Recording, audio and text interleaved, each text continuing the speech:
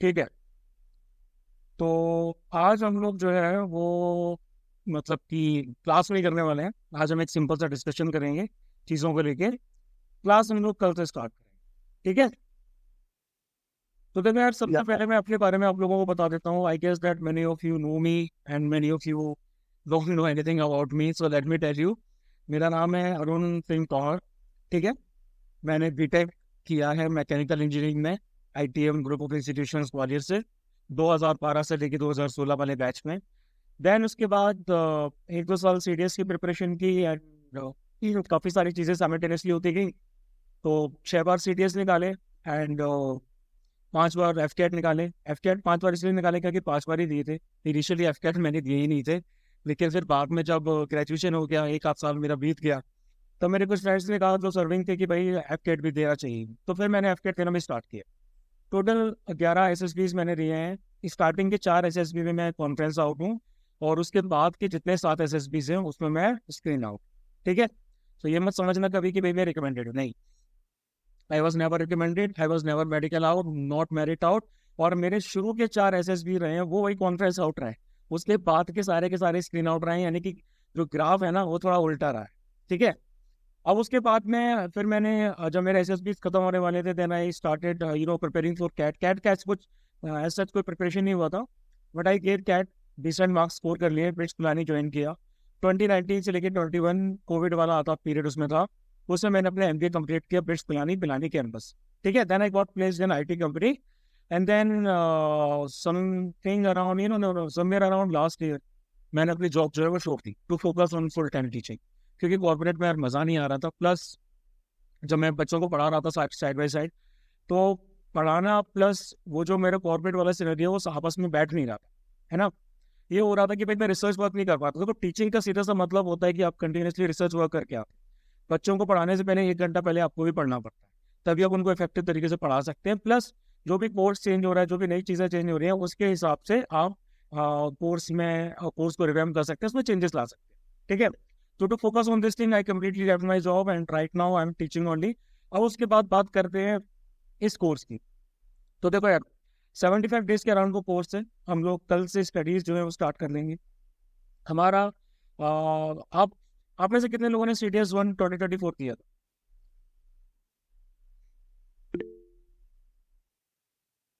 अरे mic on करके बोल सकते हो यार, यहाँ इंटरेक्शन पे कोई पाबंदी नहीं। मैंने दिया था सर। दिया था। और कैमरास ऑन कर लो यार, मुझे तुम्हारे बैकग्राउंड वर्क नहीं पड़ता पीछे से। मुझे शक्लें दिखनी चाहिए जब मैं आप लोगों से इंटरेक्ट कर रहा हूँ। प्लीज चुने कैमरास, ठीक है। तो कैसा लगा था Deepak exam? Tough sir, yes points tough आ गया। ठीक है। और जैकब कैसा था? कुछ क्वेश्चन तो ऐसे आ गए थे जो बिल्कुल समझ ही नहीं आई कि यार कि कहाँ से आ गया इस टाइप। अच्छा, जैकब कैसा लगा? Sir GS was tough sir. English तो मॉडरेट है सर। करियर यार तैयारी अच्छी नहीं थी मेरी, इसलिए टफ। यार, तुम लोग सुनते क्या नहीं हो? कैमरास ऑन कर लो, मुझे देखने दिया करोगे हु इज द मैन और वुमेन स्पीकिंग बिहाइंड दिस लोगो।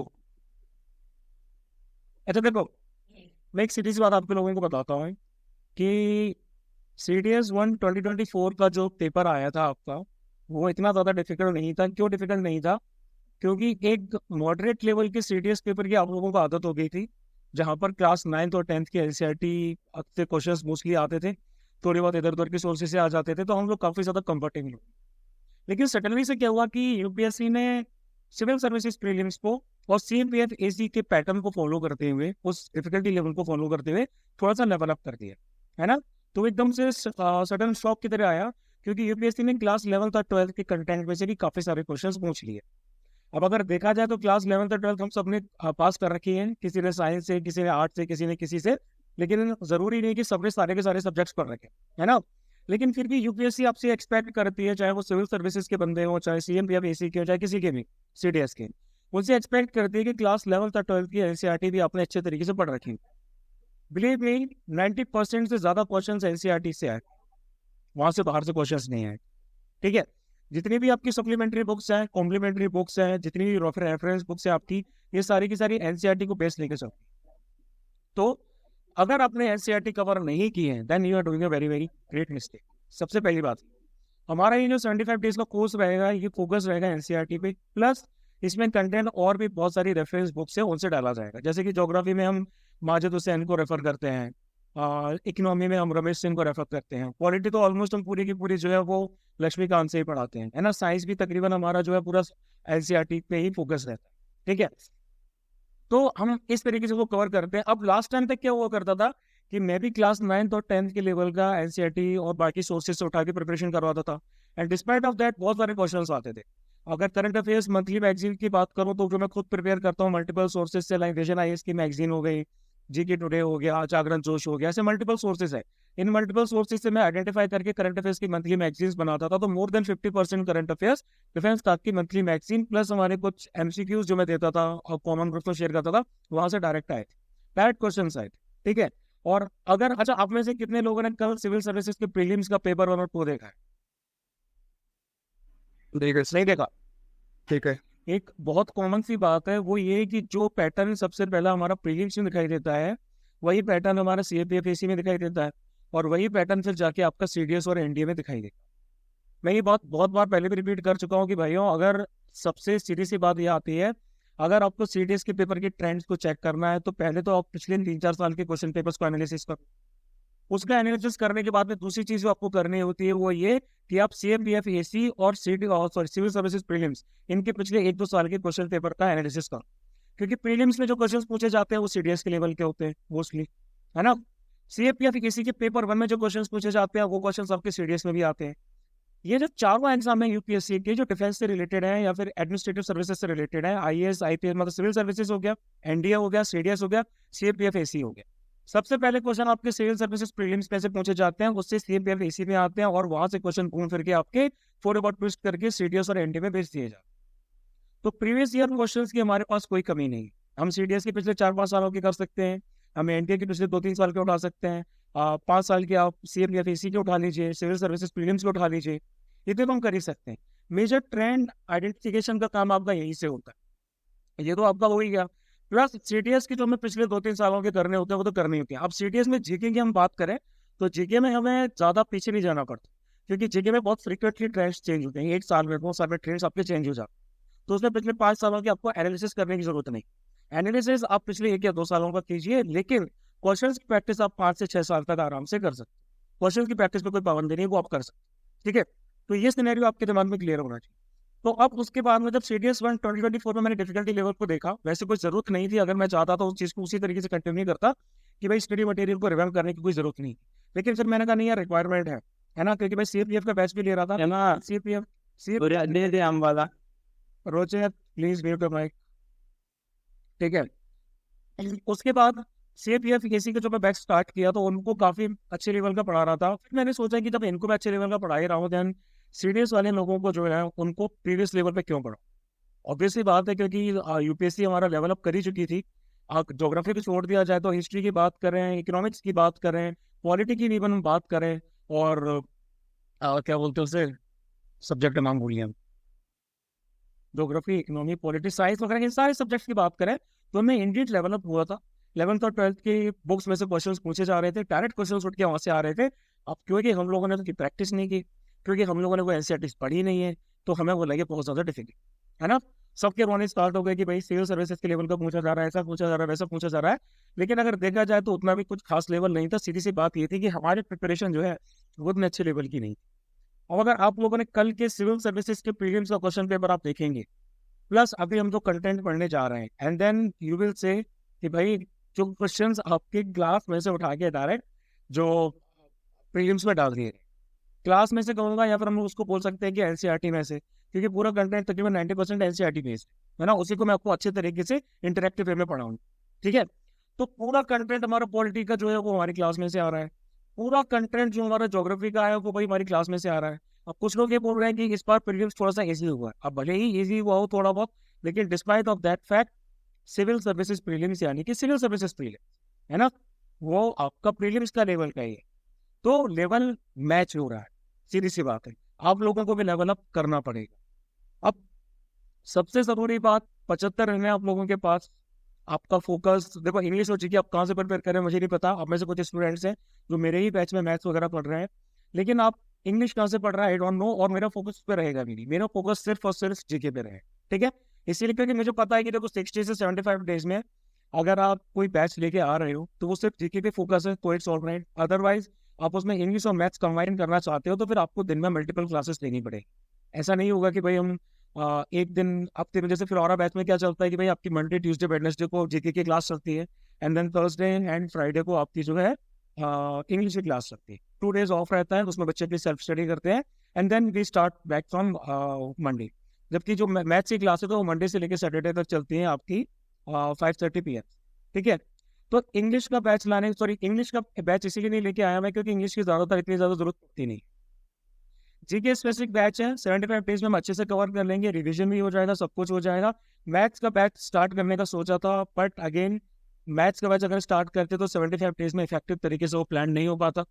3-3 4-4 घंटे की क्लासेस लेनी पड़ती, और 3-3 4-4 घंटे की क्लासेस इफेक्टिव नहीं होती, ठीक है, बिल्कुल इफेक्टिव नहीं होती। तो इसीलिए हमने पूरा प्लान ड्रॉप कर दिया कि भाई नहीं यार, ये सिर्फ करने के लिए नहीं करना है, कोई चीज़ अगर करनी है तो एक इफेक्टिव डेमो होनी चाहिए, ठीक है। तो इस पूरे कोर्स का कंटेंट आपका इंग्लिश में रहेगा। मीडियम ऑफ डिलीवरी जैसे मैं अभी आप लोगों को समझा रहा हूँ वैसा रहेगा, ठीक है। क्लास का ड्यूरेशन जैसे हम 9 बजे स्टार्ट करेंगे तो 9 बजे से लेके आप 10:30 तक समझ लीजिए कि 9 बजे से लेके कई बार 10 बजे भी खत्म हो सकती है क्लास, कई बार 10:15 पे भी हो सकती है, कई बार 10:30 पे भी, और कई बार 10:45 तक भी आराम से चल सकती है ना। यानी कि क्लासेस का ऐसा कुछ स्ट्रिक्ट शेड्यूल नहीं है कि भाई 1 घंटे ही चलेगी, वो टॉपिक के हिसाब से डिपेंड करता है, टॉपिक के हिसाब से वेरी करता है, ठीक है। तो हम लोगों ने काफ़ी चीज़ों में मतलब कि अच्छा खासा डेवलप किया है। लाइक अगर हम बात करते हैं ज्योग्राफी की, बात करें ज्योग्राफी से स्टार्ट करेंगे, इसीलिए तो ज्योग्राफी में हम लोग पहले अराउंड 11 to 12 लेक्चर्स कवर किया करते थे, सिर्फ 11 से 12। Kunal, you there? Yes sir.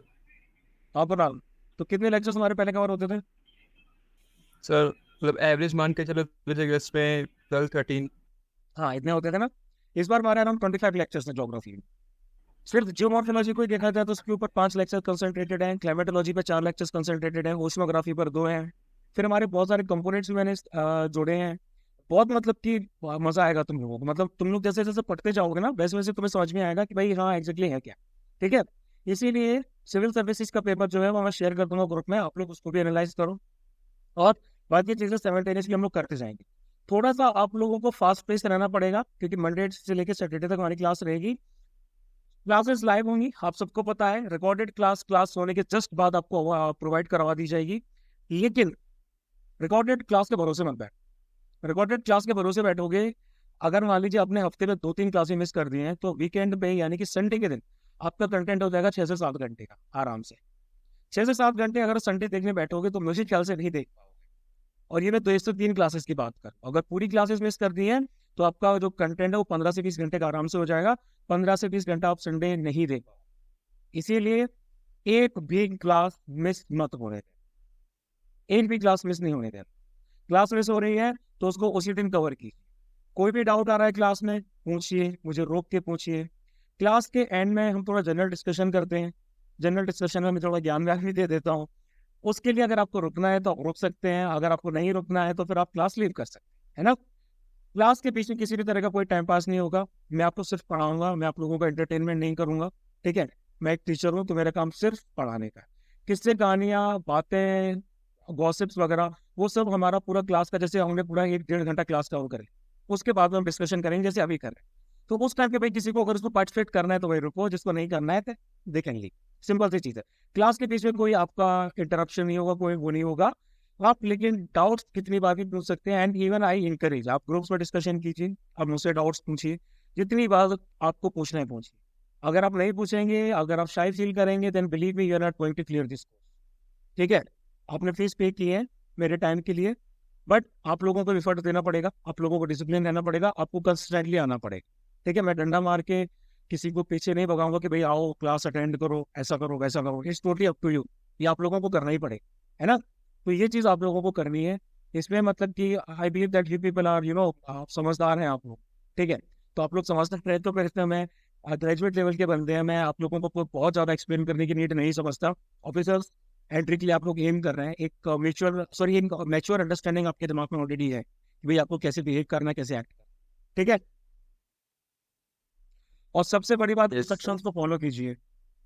तो कृष्णा, ऋषिकेश, जेकब, रेवती, ब्लेसी, अकर, प्राज्वल, सौरभ, करण, मैं अगर आप लोगों की शक्लें नहीं देखूंगा तो मैं आप लोगों को पढ़ाऊंगा कैसे? क्योंकि पढ़ाते समय मेरा भी कैमरा ऑन रहेगा, लेकिन जब मैं इंटरेक्शन कर रहा हूँ भाई, तब तो आपकी कैमरेज भी ऑन होनी चाहिए, है ना? 3 बार मैं ऑलरेडी बोल चुका हूँ, आप लोग नहीं समझ रहे हैं। I don't care about background, के बैकग्राउंड में क्या चल रहा है क्या नहीं चल रहा। अभी मेरी भी क्लासेस चलेंगी तो पीछे मेरा बेटा अभी है, वो खेलेगा, कई बार टेबल के नीचे घुसेगा, कई बार कुछ होगा, वो चलता रहता है। बट हमारा फोकस पढ़ाई पर है। तो please switch on your camera everyone, and now you can ask your doubt.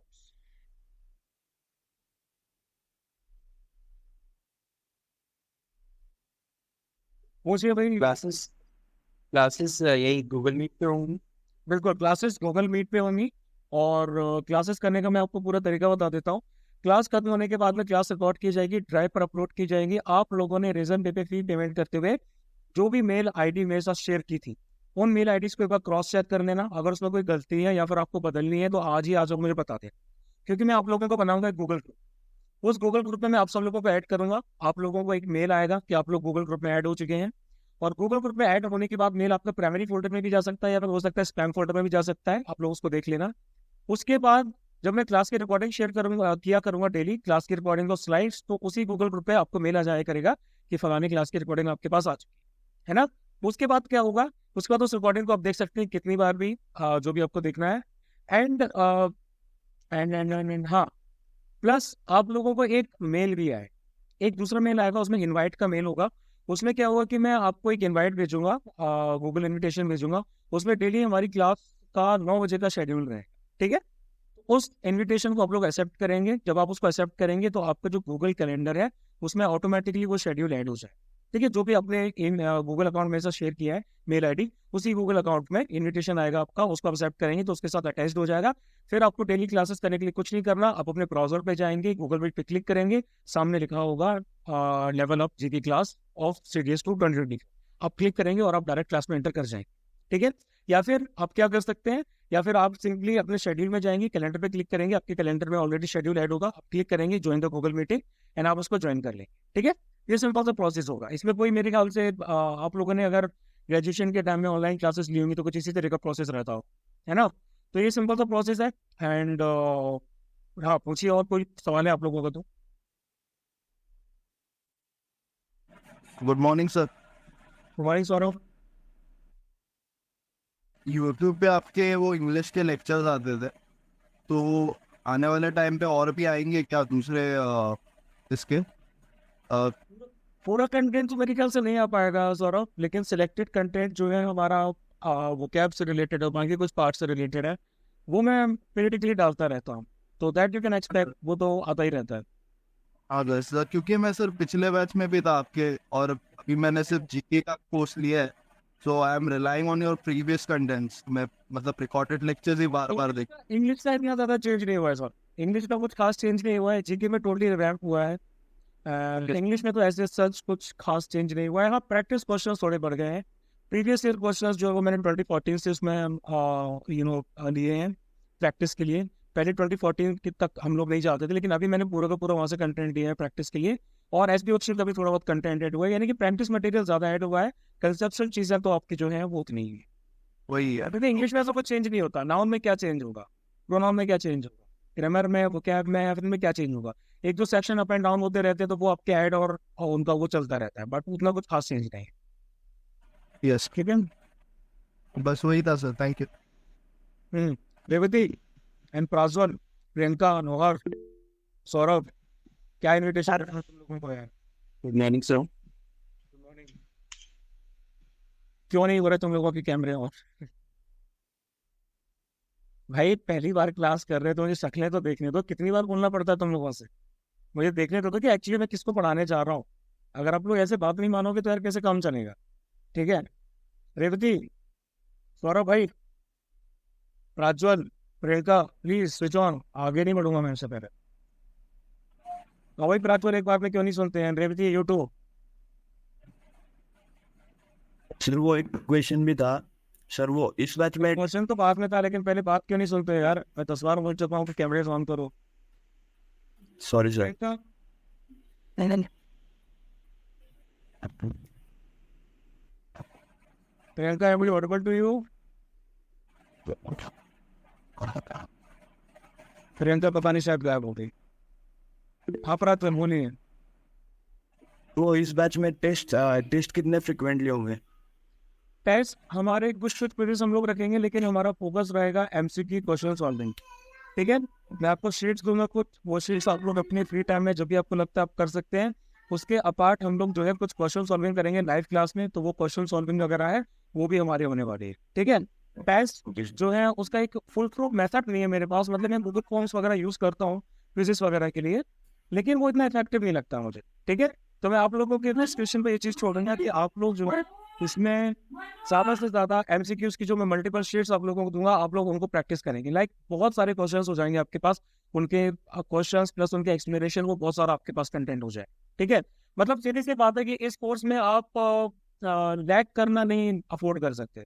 अगर आप ये सोचेंगे कि भाई नहीं आज की क्लास मिस कर दूं, कल की क्लास मिस कर दूं, तो चीज़ें बहुत बहुत बहुत जल्दी आगे आगे बढ़ेंगी, आपके पास इतना टाइम नहीं रहेगा। जल्दी इन द सेंस पढ़ाया जल्दी नहीं जाएगा, लेकिन क्लासेस आपकी बैक टू बैक रहेंगी। ठीक है, तो अब जैसे कि अभी फिलौरा बैच है, 2 दिन का टाइम रहता है उनके पास जीके और इंग्लिश के लिए, सैटरडे का और संडे का आराम से कवर कर लेते हैं, कोई भी लैग रहता है। लेकिन आप लोगों के पास सिर्फ और सिर्फ संडे रहेगा। ठीक है, तो 75 डेज हार्ड वर्क है, बहुत तगड़ा वर्क है, बहुत अच्छे लेवल का होने वाला है। स्टार्टिंग में अभी जब मैंने फ्लोरा स्टार्ट किया था, तो जब मैं लेवल अप करके पढ़ा रहा था, तो 2-3 बच्चों के डाउट्स थे कि सर जो हम पढ़ रहे हैं क्या वो रियली मतलब कि पढ़ना चाहिए हमें, हम ज़्यादा तो नहीं पढ़ रहे हैं। तो मैंने कहा नहीं भाई ज़्यादा नहीं पढ़ रहे हैं। और फिर जब कल प्रीलिम्स का पेपर हुआ, तो हम लोग थोड़ा एनालिसिस कर रहे थे उसका, तो बच्चे बोले सर इस बार बहुत ईजी आया है। मैंने कहा क्वेश्चन पेपर इतना ईजी नहीं आया है, तुम लोगों ने अच्छे लेवल का पढ़ा है, तुम लोगों ने अच्छे लेवल का पढ़ा है, इसीलिए तुम्हें ईजी लग रहा है। देखो क्या होता है ना, कि मैं अपनी बात बताऊँ पर्सनली, स्टार्टिंग में जब मैं इंजीनियरिंग कर रहा था ना, तो उस टाइम पे कम मार्क्स आते थे क्योंकि पढ़ाई पे फोकस नहीं था, समझ में नहीं आती थी चीज़ें। लेकिन फिर एक सर्टेन पॉइंट ऑफ टाइम बाद मुझे लगा कि मुझे पढ़ना चाहिए, तो फिर मैंने पढ़ना स्टार्ट। तो जब मैंने पढ़ना स्टार्ट किया, तो मेरा 4.8 सीजी से डायरेक्ट 7.5 तक जाने लगा आराम से। ठीक है, 2-3-4 सेमेस्टर बाद। उस टाइम पे जब मैं जाता था एग्जाम देने के लिए, तो चीज़ें मुझे बहुत ईजी लगती थी। आपको पता है कि सेमेस्टर 1 में तो कॉमन सब्जेक्ट्स होते हैं, बहुत इजी लेवल की चीज़ें होती हैं। सेमेस्टर 2 में भी इतना ज़्यादा हार्ड नहीं होता है, सेमेस्टर 3 में बहुत ज़्यादा हार्ड चीज़ें होती हैं। ठीक है, तो जो चीज़ें सेमेस्टर 1 में मुझे डिफिकल्ट लगती थी, वही चीज़ें मुझे सेमेस्टर 4 में, 5 में और 6 में बहुत ज़्यादा ईजी लगने लगी। क्यों?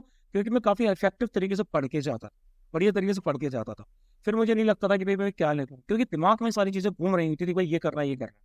तो स्ट्रेंथ ऑफ मटेरियल का पेपर हो गया, डायनेमिक्स ऑफ मशीन का पेपर हो गया, फ्लूइड मैकेनिक्स हो गया, कुछ भी होता था वो मुझे इजी लगने लगे। वही स्टार्टिंग में जो आपके बेसिक बेसिक से क्वेश्चंस थे, बेसिक बेसिक से जो टॉपिक से सब्जेक्ट थे, वो मुझे इजी नहीं लगते थे, क्योंकि भाई मुझे लगता था यार क्या चीज़ है क्या, क्योंकि पढ़ के ही नहीं जाता था। ये चीज़ आप लोगों के साथ भी होगी, पढ़ के जाओगे एग्जाम हॉल में बैठोगे, एंग्जाइटी थोड़ी बहुत होगी, एग्जाम में स्टार्ट होने से पहले थोड़ी बहुत एंग्जाइटी होती है, वो होगी। लेकिन जब आप एग्जाम अटेंड करने के लिए क्वेश्चन पेपर पे एक बार नजर डालोगे, जो आपको पहले 5 मिनट मिलते हैं, है ना, उसमें अगर आप देखोगे तो भाई आपको बहुत रिलैक्स फील होगा कि भाई ये हमने सब कुछ पढ़ा है वहीं से आया। ठीक है, अच्छा फील होगा, फील गुड होगा, कॉन्फिडेंस जो है वो एकदम अच्छे लेवल पे बूस्ट करे। ठीक है,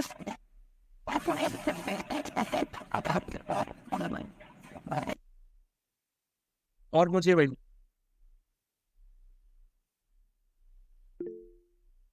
हाँ वैसे you can ask directly. Good morning, sir. I actually want to ask you, firstly, what about the notes? Secondly, the study. I'm a beginner, for example. So, any particular study material we should purchase or have on, like, for our own preparation on our behalf? Look, our study material, I won't give you written notes. Written note की feasibility पे मेरा बहुत doubt है और मैं endorse नहीं करता उसको। मैं आपको PDFs दूंगा, जो PDFs क्लास के कंटेंट में यूज की जाएंगी, वही PDFs मैं आप लोगों को दूंगा। Now what you can do is that after every class I will be sharing my PDF with you. आप उस PDF को डाउनलोड कीजिए, आप उसको प्रिंट आउट निकालिए। प्रिंट आउट निकालने के बाद में आपको देखो वैसे तो पूरी PDF ही हमारी इंपॉर्टेंट रहेगी, लेकिन आपको अगर उसमें कुछ भी नोट्स अपने बनाने हैं, तो उस पेज के आप अपने कमेंट्स या फिर जो भी नोट्स वगैरह रहते हैं आप उसमें ऐड कर सकते हैं। This is the simple and most effective way. इतना टाइम नहीं है कि भाई हम सुबह से लेकर शाम तक बैठे हैं, क्लास अटेंड करें 1.5-2 घंटे की, उसके बाद में फिर हम नोट्स बनाने जा रहे हैं, है ना, उतना टाइम नहीं रहेगा हमारे पास में, इतना टाइम हमें नहीं लगा। पहली चीज़ तो ये हो गई। दूसरी चीज़, you don't have to worry about anything. आपको कोई और स्टडी मटेरियल खरीदने की जरूरत नहीं है। जितना आपको पढ़ना है, जैसा आपको पढ़ना है, वो सारा का सारा इस PDF में इन सारी चीज़ों में शामिल रहेगा। एक तो बुक्स जैसे कि एटलस वगैरह जो आपको खरीदनी पड़ेगी, ऑक्सफोर्ड की एटलस खरीद लीजिए आप मैप पे स्पॉटिंग करने के लिए, उसके अलावा आई रियली डोंट थिंक कि आपको कुछ और खरीदने की जरूरत है। सॉफ्ट कॉपीज मेरे पास ऑलरेडी सब कुछ है, अगर आपको कुछ सप्लीमेंट्री या कॉम्प्लीमेंट्री बुक्स चाहिए तो वो मैं आपको अवेलेबल करा दूंगा। वैसे आपको रिक्वायरमेंट नहीं पड़ेगी क्योंकि कोर्स का जो कंटेंट रहेगा it will be more than enough for, ठीक है। And this course is for all, चाहे आप बिगिनर हो तो भी हम जीरो से स्टार्ट करेंगे, चाहे आपने कितनी बार एग्जाम दे रखा हो तो भी हम जीरो से स्टार्ट करेंगे, ठीक है। सीधी सी बात है, आप मेरे पास सीखने आए तो दिमाग को थोड़ा सा खाली करके आओ, थोड़ा सा खाली करके आए हो तो फिर अब उसमें दिमाग में अच्छी चीजें भरी जाएंगी, ठीक है। तो चाहे आप बिगिनर हो, चाहे आपने मल्टीपल अटेम्प्ट दे रखे हो, रिपीटर हो, ये कोर्स आप सबके लिए है। बट सिंसियरिटी आप लोगों को एकदम हाई लेवल की रखनी है, सिंसियरिटी रखोगे तो फिर बहुत बढ़िया है, ठीक है।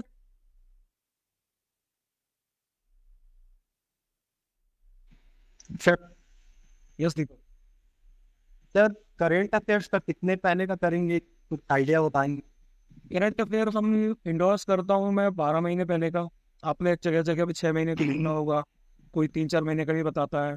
Based on my experience and based on my analysis मैं 12 महीने के करंट अफेयर्स इंडोर्स करता हूँ। अगर आप भी क्वेश्चन पेपर का एनालिसिस करेंगे तो आपको भी पता लगेगा कि पिछले 12 महीने के करंट अफेयर्स में से काफ़ी सारी चीज़ें पूछी जाती। उसके बाद यूपीएससी क्या है, कुछ कुछ अनप्रिडिक्टेबल क्वेश्चंस पूछ लेती है, 2 साल पहले के, 3 साल पहले के, 4 साल पहले के, कुछ कुछ आ जाते हैं। We can't do anything about that, उसके बारे में हम कुछ नहीं कर सकते। सीधी सी बात है, इतने पहले के करंट अफेयर्स हम नहीं करते हैं। लेकिन जनरली वो जो क्वेश्चंस आपके पहले के पूछे जाते हैं ना, वो भी इन वन वे और अनदर करंट अफेयर से रिलेटेड होते हैं। मान लीजिए सुप्रीम कोर्ट ने कोई डिसीजन दिया, कोई चीज़ किसी वजह से भाई हमारे ट्रेंड में है, किसी वजह से किसी चीज़ में न्यूज़ में है, लेकिन कोई स्कीम भाई हमारे न्यूज़ में है, वो 2019 में लॉन्च हुई है, तो उसके बारे में हो सकता है कि यूपीएससी पूछ लो, है ना। तो ऐसी कुछ कुछ चीज़ें आ जाती हैं, उन पे हमारा कंट्रोल नहीं है। बट बेस्ट पॉसिबल तरीके से जो है मैं कोशिश करूंगा कि करंट अफेयर्स जो आपके रहते हैं वो एकदम बढ़िया तरीके से रहे। देखो 50% से ज़्यादा क्वेश्चंस हमारे पिछले सीडीएस 1 2024 में पूछे गए, डायरेक्ट क्वेश्चन करंट अफेयर्स की शीट से आते हैं, ठीक है। तो अभी कल ही मैंने वीडियो शेयर किया है सितंबर का। करंट अफेयर्स के लिए अलग से क्लासेस नहीं लूंगा। करंट अफेयर्स के लिए हम क्या करेंगे, जो आपकी पीडीएफ से मैं आपको अवेलेबल करा दूंगा, सीडीएस रिपोजिटरी एक ड्राइव है, उसकी मैं लिंक शेयर करूंगा। उस ड्राइव पे जाके आप सीडीएस को पूरा कंटेंट है, पूरा स्टडी मटेरियल, बहुत सारी बुक्स वगैरह आप कुछ भी डाउनलोड कर सकते हैं। वहाँ पर मंथली और वीकली करंट अफेयर्स जो है वो भी अपलोड करता हूँ, आप उनको डाउनलोड कीजिए और आप अगस्त 2023 से करंट अफेयर्स को पढ़ना स्टार्ट कीजिए, ठीक है। अगस्त और सितंबर की करंट अफेयर्स के वीडियोस भी अभी मैंने डाले हैं। जस्ट कोई भी डाउट होगा किसी भी चीज को लेके तो वो आप ग्रुप में कभी भी पूछ सकते हैं, फिर क्लास के बाद में कभी भी पूछ सकते हैं, ठीक है। क्योंकि करंट अफेयर्स फैक्चुअल होते हैं, उनमें ऐसा कुछ बहुत ज्यादा एक्सप्लेन करने वाला नहीं होता, कंसेप्शन चीज नहीं होती है। प्लस उनकी अगर हम क्लासेस लेंगे तो फिर वो सेंस नहीं बनता है कि भाई हम उसकी डबल डबल क्लासेस लें। ऑलरेडी मैंने इसको यूट्यूब पे डाल रखा है, तो आप लोग वहां से जाके देख सकते हैं, ठीक है। बस ये करना है कि जहां भी कुछ समझ नहीं आए वो आप लोग पूछेंगे। कॉम्प्रिहेंसिव में मेरे करंट अफेयर्स थोड़े लेंथी भी लगेंगे आप लोगों को, 1 लाइनर्स नहीं है। सीडीएस में 1 लाइनर्स इतने ज्यादा नहीं पूछे जाते हैं, कॉम्प्रिहेंसिव चीजें ज्यादा पूछी जाती है, तो फोकस आप उस पर ही रखिए, ठीक है। Okay sir, okay. और कोई सवाल? नौहार बोलिए। सर जैसे अभी के क्वेश्चन पैटर्न में देखा गया है कि बहुत ज़्यादा डिस्क्रिप्टिव टाइप के क्वेश्चन आ रहे हैं। जैसे अगर हम हिस्ट्री से लें या कुछ कुछ जैसे साइंस वाले क्वेश्चन ले रहे हैं तो उसमें बहुत ज़्यादा ही डिस्क्रिप्टिव है। जैसे अभी 24 का फर्स्ट का पेपर था कि during Mauryan empire what was the condition of forest, like वैसा टाइप का। तो उसको कैसे कवर करेंगे सर फिर? उसको हम एनालिसिस से करते हैं। देखो जैसे कि मैं हिस्ट्री बहुत ज़्यादा वास्ट है ना।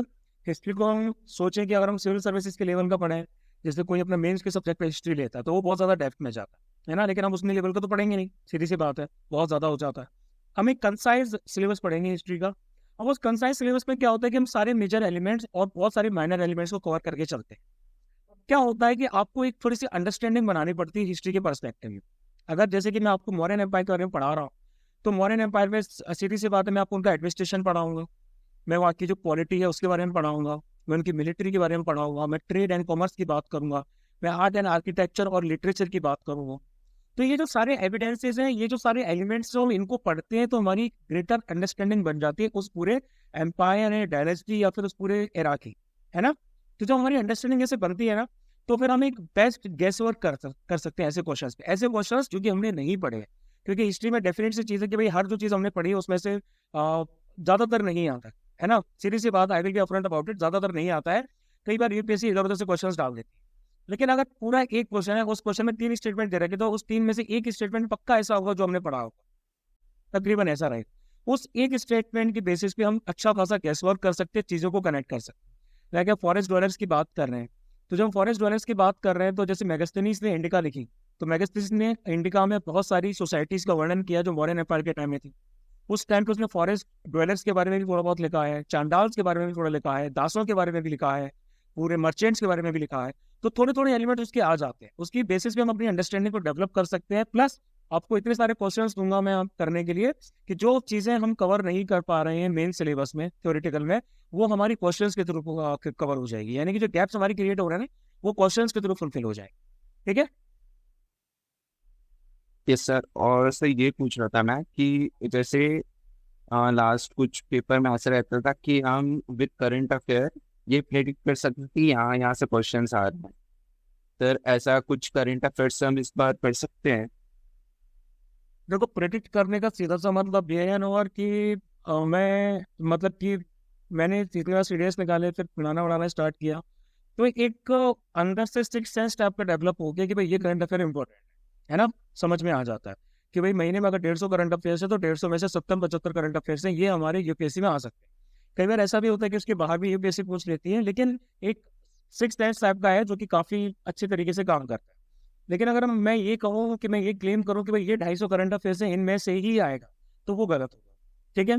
तो यूपीएससी का मूड कभी भी चेंज हो जाता है, यूपीएससी कभी भी चीजें बदल सकती है, कभी कुछ भी कर सकती है। हम प्रीवियस ट्रेंड के हिसाब से चीजों को प्रोजेक्ट कर सकते हैं। मैं प्रिडिक्ट नहीं कर सकता कि भाई मेरे कोर्स में से इतना सवाल आएगा या फिर मेरे करंट अफेयर्स में से इतने क्वेश्चन आएंगे। मैंने अभी तक के प्रीवियस जो पैटर्न को देखा है, मैंने जो कंटेम्प्रेरी आपके एग्जाम्स आ जाते हैं, मैंने उनको एनालाइज किया है। उनको एनालाइज करने के बाद मैं कह सकता हूँ कि भाई हाँ, हमारा जो कोर्स है वो यूपीएससी सीडीएस के हिसाब से काफी परफेक्ट है। लेकिन अगर मान लीजिए यूपीएससी का टोटली मूड बदल जाता है, वो कुछ खतरनाक ही दे देती है, तो देन उस बेसिस पर कुछ नहीं कर सकते, बिलीव मी, है ना। मैं आपको फॉल्स क्लेम नहीं करूंगा, मैं फॉल्स प्रेडिक्ट नहीं करूंगा कि नहीं भाई यही 150 चीजें पढ़ लो, यही 250 चीजें पढ़ लो, यही कर लो तो इसी में से आएगा, इसके बाहर कुछ नहीं आएगा। आता है भाई, आता है। ठीक है। जो क्लेम्स किए जाते हैं बोगस क्लेम्स होते हैं, क्लेम से बाहर भी चीजें आती हैं, सीधी सी बात है। ऐसा या तो फिर आपका यूपीएससी में कोई इंटरनल सोर्स हो जो आपको पेपर लीक कर रहा हो, then that is a totally different thing. Otherwise teachers आपके पास ट्रेंड्स को देखते हुए प्रिपरेशन करवाते हैं, फ्यूचर के बारे में किसी को नहीं पता होता, है ना। तो मैं आपको अगर 75 करंट अफेयर्स महीने के दूंगा तो मेरी तो देखो, मेरी कोशिश तो यही रहेगी ना कि भाई मैं जितना पढ़ा रहा हूँ उसमें से मैक्सिमम पेपर में आए, ताकि मैं क्लेम कर सकूँ कि भाई मैं कितने इफेक्टिव तरीके से पढ़ा रहा हूँ। जैसे मैं कल कर रहा था कि भाई देखो यार, मैंने लेवल अप इस तरीके का पढ़ाया है कि प्रीलिम्स में से भी क्वेश्चन हमारी क्लास में से डायरेक्ट आ रहे हैं, है ना। तो वो चीज मैं कर सकता हूँ। लेकिन मैं ये क्लेम करूँ कि भाई नहीं यार, तुम सिर्फ डिफेंस उस्ताद की करंट अफेयर्स मंथली मैगजीन पढ़ो तो उसमें से क्वेश्चन आए, मैं सीधी सी बात ये बोलूंगा कि यार 50% आए थे पिछली बार, 50% से ज्यादा आए थे। आप पढ़िए, इनको अच्छे से पढ़िए, 8-10 बार रिविजन लगाइए, तो आप काफी अच्छे से करंट अफेयर्स कर सकते हैं। लेकिन साइमल्टेनियसली आप मल्टीपल सोर्सेज या दूसरे सोर्सेज जो आपको सही लगते हैं आप उनको भी रेफर कर सकते हैं। लेकिन आप मेरे ऊपर ट्रस्ट करोगे, मेरी करंट अफेयर्स की मंथली मैगजीन करोगे, तो फिर इतना इतना भाई अभी तक का हमारा रिकॉर्ड रहा है, उसके बेसिस पे आप काफी अच्छा परफॉर्म कर सकते हैं। रेस्ट आपका टाइम, आपके पास टाइम कितना है, आपके पास किस तरह की कन्वीनियंस है, उसके बेसिस पे आप मल्टीपल सोर्सेज को रेफर कर सकते हैं। लेकिन मल्टीपल सोर्सेज को रेफर करने का भी एक ड्रॉबैक ये होता है कि भाई आप कंफ्यूज हो जाते हैं। मल्टीपल सोर्सेज हमारे सामने होते हैं, इन्फॉर्मेशन का बॉम्बार्डमेंट होता है, तो हम बहुत ज्यादा कंफ्यूज हो जाते हैं कि भाई क्या करें क्या ना करें, ये चीज हमारे सामने आ जाती है। ठीक है। तो स्टिक टू 1 और 2 सोर्सेज ऑन, और अगर मेरी साइड में आके तो फिर अभी सिर्फ मेरे ऊपर भरोसा करो, बिलीव मी, क्वेश्चंस वहीं से आएंगे जहां से हम लोग पढ़ेंगे, मोस्टली क्वेश्चंस वहीं से आएंगे। सर क्या है ना कि हमें 2 अटेम्प्ट दे रखे हैं पहले, तो जो 2024 का था उस पे तो करंट अफेयर एंड सारी जैसे चीज़ों पे मैं अच्छे से पढ़ के गया था, तो उस पे कहीं ना कहीं से 2014 के भी कुछ कुछ करंट अफेयर पूछ रखे थे उन्होंने, और कुछ एकदम डायरेक्ट क्वेश्चन पूछ रखे थे। फिर मैंने जब पेपर एनालाइज करा तो कहीं ना कहीं जैसे कुछ कुछ क्वेश्चन थे, जैसे क्वेश्चन आया था शिवाजी वाला, तो वो भी करंट अफेयर से अवार्ड मिला था तो वहां से रिलेट करा हुआ था। बट कौन से? सर एक शिवाजी वाला, प्रधानमंत्री नरेंद्र मोदी जी को एक अवार्ड दिया था किसी ने महाराष्ट्र गवर्नमेंट में, तो वहां से शिवाजी के एक वो बैटल ऑफ कुछ था उसका आया था क्वेश्चन। एंड कौन सा क्वेश्चन था, किसी को याद है? सीडीएस 1 2024 में था। No sir, CDS 2 2023। अच्छा, हाँ शायद था तो कोई, या तो सिंधुदुर्ग फोर्ट से रिलेटेड था या फिर ऐसे ही कुछ था। Yes sir. नेवी का था शायद, इंडियन नेवी का था ना वो, जो उनकी जो नया पूरा सील वगैरह उन्होंने बनाई थी उस पे लेके था शायद, आई बिलीव। और सर मैं आपको वो भेजूंगा फोटो, एंड सर जस्ट उस पे रिलाई करके हमने मतलब अच्छे से करेंट अफेयर, क्योंकि क्या होता है रिलाइज अच्छे से करा हमने कि या ये करंट अफेयर है, ये न्यूज़ पे आ रहा है, तो ये न्यूज़ से कहीं ना कहीं ये चीज़ें हो सकती हैं रिलेट, ऐसे क्वेश्चन आ सकते हैं। सेम चीज़ अभी हम जब 2024 के फर्स्ट पेपर पे गए तो पूरा अपोजिट हो गया। करंट अफेयर तो एकदम डायरेक्ट टू डायरेक्ट पूछा उन्होंने, और जैसे दूसरे जो क्वेश्चन थे उस पर बहुत ही ज़्यादा उन्होंने या तो डिस्क्रिप्टिव पूछ दिया। ये गलती हम तब करते हैं ना, और जब हम जस्ट इमीडिएट पेपर को देखते हैं, हमने बस प्रीवियस पेपर को देखा। आपको ट्रेंड्स देखने होते हैं, और ट्रेंड्स आपके सिर्फ एक पेपर के बेसिस पे आप आइडेंटिफाई नहीं कर सकते। ट्रेंड्स के लिए आपको तकरीबन 1 या 2 साल के तो करने पड़ेंगे ना। 1 साल में 2 पेपर हो रहे हैं, 2 साल में 4 पेपर हो रहे हैं। उन 4 पेपर्स के आप कंसिस्टेंट ट्रेंड्स को देखिए ना। अब जैसे क्या हुआ, अगर मैं बात करूँ 2021 की बात करूँ, तो उस टाइम तक पॉलिटी के 20 से 22 क्वेश्चन आते थे, है ना, 20 से 22 क्वेश्चन आते थे। सडनली वो ड्रॉप हो गए, आपके 8-10 क्वेश्चन, 12 के आसपास हो गए थे, फिर 7-8 हुए, इस तरह से मतलब कम होते चले गए। अब उस टाइम पे कई सारे लोग ऐसे थे जो सिर्फ पॉलिटी या ज्योग्राफी या 2-4 सब्जेक्ट्स को पढ़ के जा रहे हैं, बाकी स्किप करते जा रहे हैं, तो उनके लिए काफी ज्यादा झटका। अभी की बात कर लें हम, साइंस में 30 क्वेश्चन पूछे जाते थे, अराउंड 10 का एवरेज रहता था फिजिक्स, केमिस्ट्री, बायो का, लेकिन इस बार फिजिक्स से मैथ 2 क्वेश्चन आ, है ना। तो ट्रेंड आपका एकदम सडनली चेंज हुआ। लेकिन इस ट्रेंड को देखते हुए मान लीजिए कोई ये बोले कि नहीं फिजिक्स से तो 2 ही क्वेश्चन है, फिजिक्स में पढ़ के ही नहीं जा रहा, है ना। अगर वो ये सोच ले तो फिर वो इस चीज को नेग्लेक्ट कर रहा है कि पिछले 3 अटेम्प्ट में फिजिक्स के 10 से 11-12 क्वेश्चन आए थे। तो आपको तकरीबन 2 सालों के ट्रेंड्स आप आइडेंटिफाई कीजिए, तो आप ट्रेंड्स को आइडेंटिफाई करेंगे तो आपको पता चलेगा अच्छा 12 आए थे, 10 आए थे, 11 आए थे, फिर 2 आए थे, मतलब पॉसिबिलिटी पूरी है कि फिर से 12 क्वेश्चन आ सकते हैं, फिर से 10 क्वेश्चन आ सकते हैं। मैं जस्ट इमीडिएट वाला क्वेश्चन पेपर देख के ये नहीं बोलूंगा कि भाई 2 क्वेश्चन आए तो अगली बार भी 2 ही आएंगे, तो फिर मैं पढ़ूंगा ही नहीं। अगली बार पता चला मैं पढ़ के नहीं गया, लेकिन वहां से आगे बहुत सारे क्वेश्चन, तो आप क्या करो। तो जस्ट इमीडिएट वाला क्वेश्चन पेपर एनालाइज नहीं करना होता, उसके साथ साथ पहले के जो 2-3 क्वेश्चन पेपर्स हैं उनको आइडेंटिफाई करते हैं, उनको एनालाइज करते हैं, फिर हमारा एक ट्रेंड बनता है, उस ट्रेंड का एनालिसिस करते हैं, किससे कितने क्वेश्चन आए थे, कहाँ से आए थे, कैसे आए थे, क्या क्या रहा था। इन सबको आइडेंटिफाई करने के बाद हमारा एक कॉम्प्रिहेंसिव स्ट्रेटेजी बनती है, उसमें हम अपनी स्ट्रेंथ, अपनी वीकनेसेस, अपॉर्चुनिटीज और थ्रेट, यानी कि शॉर्ट एनालिसिस करते हैं, अपनी स्ट्रेंथ पे और मजबूत करते हैं, वीकनेस वाले एरियाज को हम क्या करते हैं, इंप्रूव करते हैं, अपॉर्चुनिटीज को एनहांस करते हैं, थ्रेट्स को एलिमिनेट करते हैं। ये सब हम जब करते थे तो हमारा एक कॉम्प्रिहेंसिव स्ट्रेटेजिक प्लान बन जाता है। उस स्ट्रेटेजिक प्लान को फॉलो करते हुए हमारी आधी प्रिपरेशन हो गई, अब बस हमें पढ़ना है ना। अंधे नहीं कूदना किसी एग्जाम में, बस कूद गए, कट ऑफ नहीं पता, चीजें नहीं पता, फलाना नहीं पढ़ा, ठिकाना नहीं पता, लेकिन बस कूद गए प्रिपरेशन करने के लिए। फलाने सर का कोर्स ज्वाइन कर लिया, बस सर ने जो पढ़ाया वो पढ़ लिया। अरे भाई तुम खुद से कब एनालिसिस करो, खुद भी तो क्वेश्चन पेपर उठाओ, 2 साल के अंदर एनालिसिस तो करो, क्वेश्चन तो पिक तो करो। आपको तो पता है ना कि ज्योग्राफी के कौन से आते हैं, साइंस के कौन से क्वेश्चन है, एटलीस्ट इतना तो काम करोगे। इतना काम नहीं, क्योंकि आप नहीं कर रहे, सामने वाला कर रहा है, सामने वाला अपनी मेहनत कर रहा है, वो उस चीज में एफर्ट्स डाल रहा है, उसको पूरा क्लियर है कितना कट ऑफ जा रहा है, किससे कितने क्वेश्चन पूछे जा रहे हैं, कहाँ कितनी पॉसिबिलिटी बन रही है, ऐसा है वैसा है, वो उसके हिसाब से मेहनत कर रहा है। वो गधा मजदूरी नहीं कर रहा, वो आपकी मेहनत कर रहा है ना, वो स्मार्ट वर्क कर रहा है। वो स्मार्ट वर्क एग्जाम के पर्सपेक्टिव में भी करना पड़ेगा, क्योंकि रिसोर्सेज आजकल सब तक पहुंच चुके हैं। ऐसा नहीं है कि भाई आप दिल्ली चंडीगढ़ जैसी जगह पर कोचिंग ले रहे हैं, आप सोच रहे हैं कि भाई मैं ही तो हूँ, नहीं। बंदा तो दूसरा गांव में बैठा हुआ है, मोबाइल फोन उसके पास भी है, वो भी किसी को कोर्स ज्वाइन करके इफेक्टिव वे में अगर तैयारी करना चाहे तो कर सकता है ना। मतलब सब लेवल प्लेइंग फील्ड पर आ चुके हैं। आप किसी को कम मत समझिए, किसी को ज्यादा मत समझिए, आप सीधी सी बात ये सोचिए कि भाई बंदा मेहनत वो भी कर रहा है, मैं भी, मुझे भी करनी। अगर मैं नहीं करूंगा तो फिर वो मेहनत करेगा और फिर वो अकेडमी जाएगा, सीधी सी बात है, एसएसबी देने जाएगा। तो ये क्लैरिटी दिमाग के अंदर रखो कि मेहनत होगी, और मेहनत एक सेम अमाउंट की मेहनत जाएगी भाई, चाहे आप करो चाहे सामने वाला बंदा करे, ठीक है। और लड़कियों के लिए खास बोल देता हूँ भाई, आप लोगों को स्कोरिंग थोड़ा ज्यादा करना पड़ेगा, आप लोगों के मेरिट आउट के इश्यूज बहुत ज्यादा होते हैं, ठीक है। Recently I was talking to one of my ex student, CDS 2 CDS 1 2023 की स्टूडेंट थी, नंदिनी पांडे।